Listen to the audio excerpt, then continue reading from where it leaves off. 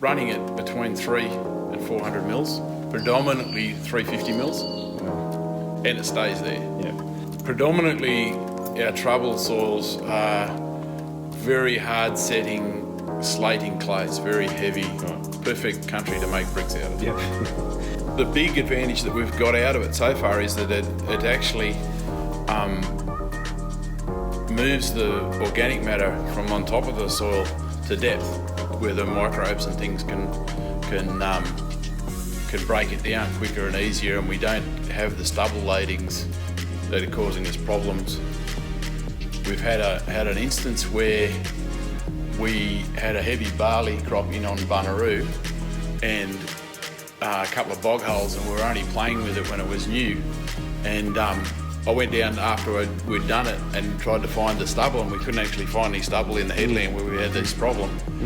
And we dug down with a shovel, and it had actually laid the stubble in a mould drain, as it were, probably 150 mils down. Yeah, exactly right. What we wanted to do was to move that organic matter and the heavier nutrition soil from the top surface down to depth, so that particularly when it's dry, when the roots are growing down to that moisture at depth, there is nutrition there. We're feeling as though we're getting a nutrition band in the top 75 mils in our cropping country. Yeah. And as you know, the phosphorus will not move. Yeah. So the only way we can get that down is to incorporate it to depth. And you only probably got to do it once every 5 or 6 years, but it'll be enough to get some organic matter down there, so we'll get more root growth down there. We'll get more, with your more organic matter, we're going to get more worms, we're going to get better biology. Yeah. So that's sort of where we're heading. 4.8 to 5 hectares an hour. We were on a paddock the other day that ran from 46 litres to 90 litres.